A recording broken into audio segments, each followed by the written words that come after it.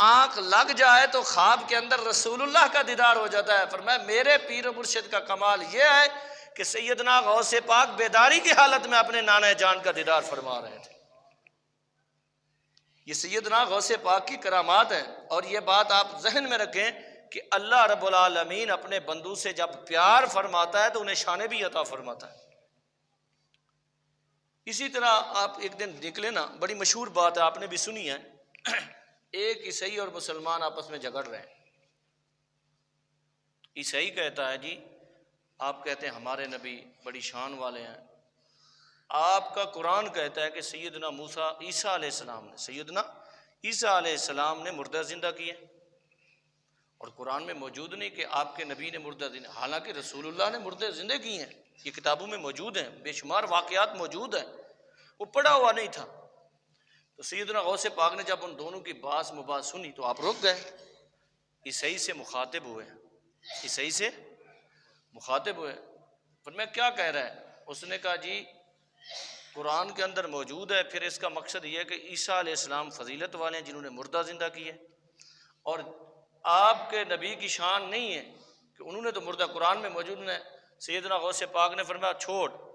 اگر میں مردہ زندہ کر دوں،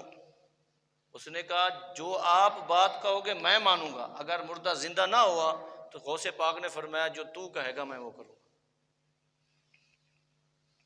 عیسائی نے کہا شرط یہ ہے کہ اگر مردہ زندہ ہو گیا جو آپ بات کریں گے وہ میں مان لوں گا، اور غوث پاک نے فرمایا اگر مردہ زندہ ہو گیا جو میں کہوں گا تو ماننے کا پابند ہوگا۔ اس نے کہا ٹھیک ہے۔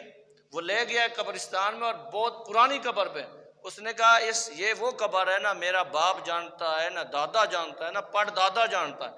پتہ نہیں یہ کب سے آئے، اس قبر سے اس مردہ زندہ کرو۔ تو سیدنا غوث پاک رضی اللہ تعالیٰ عنہ نے اشارہ فرمایا اللہ کے حکم سے، کس سے؟ اللہ کے حکم سے کھڑا ہو جا۔ تو کلمہ پڑھتی ہوئی عورت کھڑی ہوگی، کلمہ پڑھتی ہوئی عورت کھڑی، اور اس نے کہا غوث پاک اللہ نے آپ کو کتنا شان عطا کی، جب میں مری تھی میں تو عیسیٰ علیہ السلام کی امت میں سے تھی، اللہ نے آپ کی برکت سے مجھے حضور کا امتی فرما دیا۔ اور یہ کہیں گے یہ کیسے ہو سکتا ہے؟ میں نے کہا پڑھنا، بخاری اور مسلم کے اندر موجود ہے حدیث، اور تمام احادیث کی کتابوں کے اندر موجود ہے۔ آقا علیہ السلام نے فرمایا بندہ جب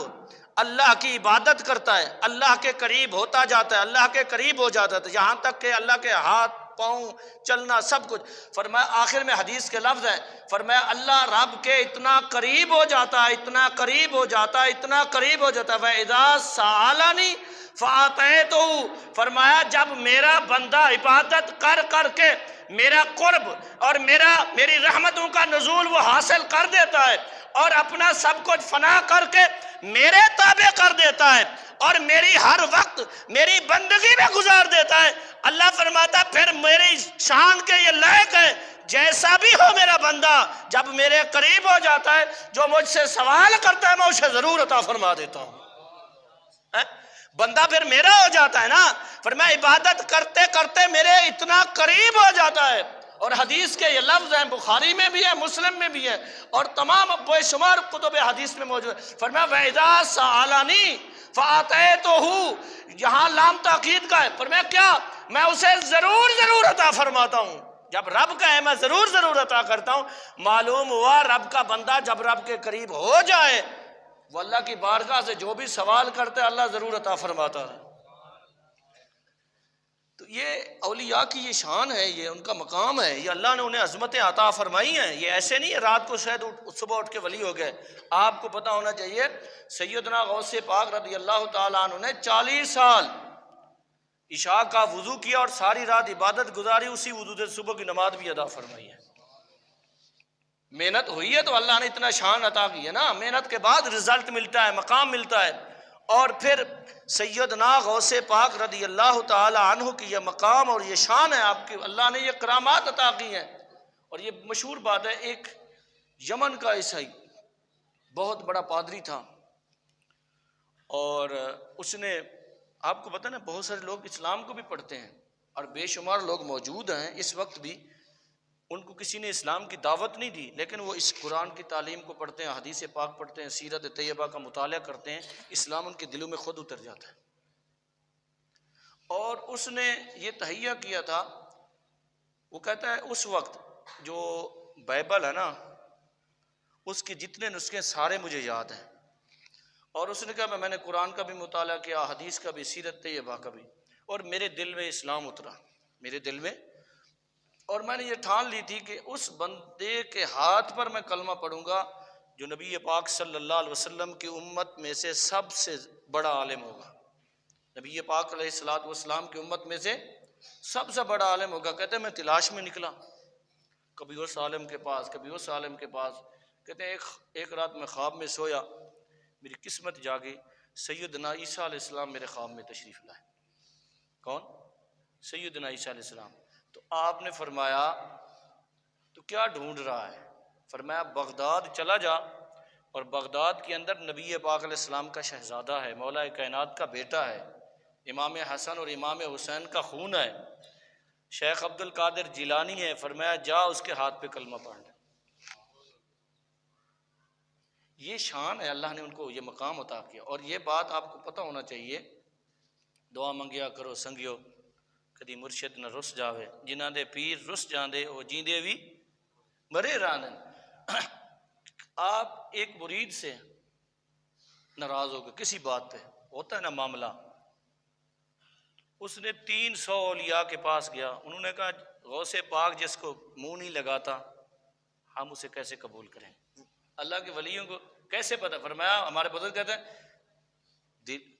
پردوں میں چھپا ہو تو چشم بینا دیکھ لیتی ہے، یہ ہر آنکھ نہیں دیکھتی، پردوں میں چھپا۔ اللہ کے خاص بندے ایسے بھی ہوتے ہیں جو پردوں میں چیز چھپی ہو وہ دلوں کے باتیں بھی بتا دیتے ہیں، اور ایسے ہیں، موجود ہیں، ہر زمانے میں ہر دور میں موجود ہوتے ہیں۔ یہ تو پردے رکھتے ہیں نا لوگوں کے، اگر بڑی بات آ جائے نا پھر وہ پردہ چاک بھی کر دیتے ہیں، وہ پھر خود چھپ جاتے ہیں۔ پردوں میں چھپا تو چشم بینا، ان کو کیسے پتہ چلا تھا؟ جس ولی کے پاس بھی گیا وہ بندہ، سب نے کہا جی غوث پاک نے آپ کو دھتکارا ہے تو ہم آپ کو قبول نہیں کرتے، اسی کے پاس جا۔ 300 اولیاء کے پاس گیا، واپس غوث پاک کے پاس آیا، واپس غوث پاک کے پاس آیا، فرمایا کیوں تم در در بدر ہو رہا ہے، کیوں در در گھوم رہا ہے؟ فرمایا ہمارے خاندان کی تو یہ ریت ہے، فرمایا میں نے تو اسی وقت تجھے قبول کر کے بیٹھا ہوں، فرمایا جب آئے گا تجھے قبول کر لوں گا۔ آپ نے اسے معافی دے دی ہے۔ تو میں وہ بات کر رہا تھا مردے والی، غوث پاک نے زندہ کیا، اس کے بعد وہ عیسائی آپ کے قدموں میں، فرمایا نہیں میرے قدموں میں نہیں گرنا، نہ میرا گھر کا سودا لانا، نہ میرے آستانے پہ جھاڑو دینا۔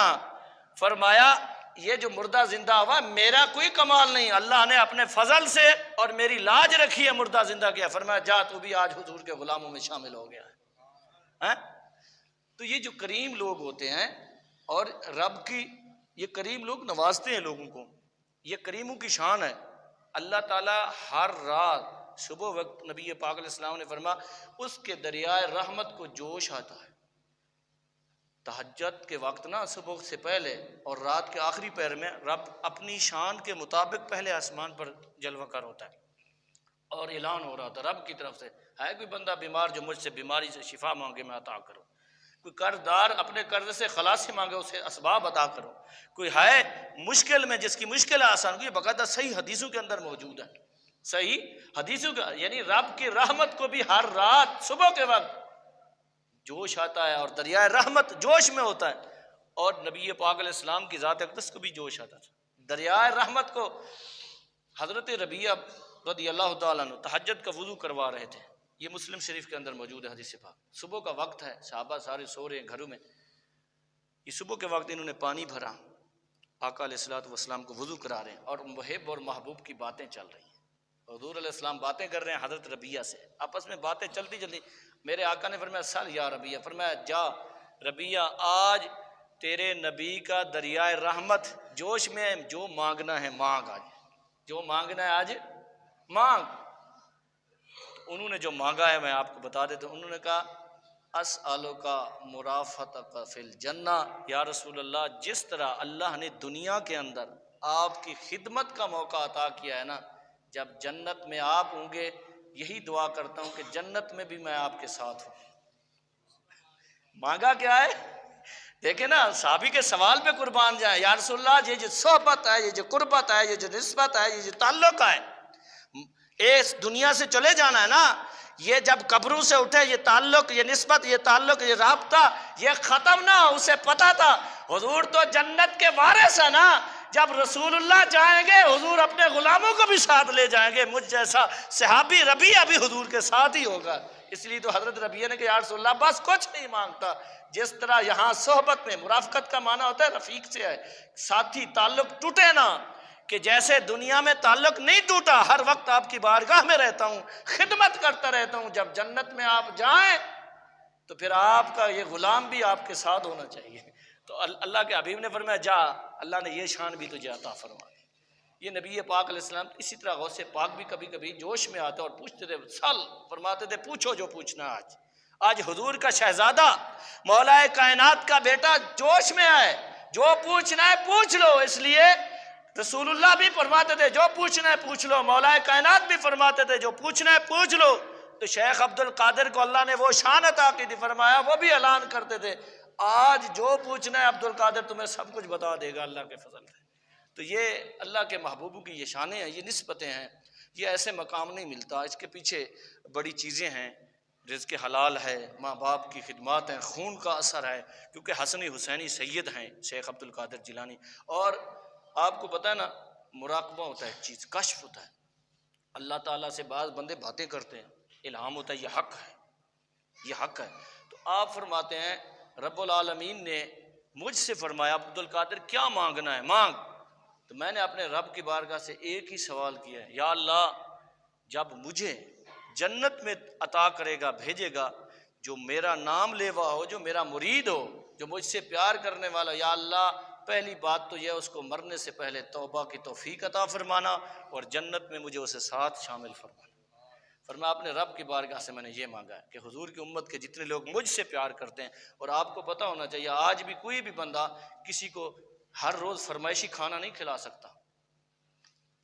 کوئی بندہ ہر روز، کوئی بھی مہمان آئے ایک دن دو دن بندہ پروٹوکول کے ساتھ اچھا کھانا کھلاتا۔ آج بھی اگر بغداد شریف جائیں نا،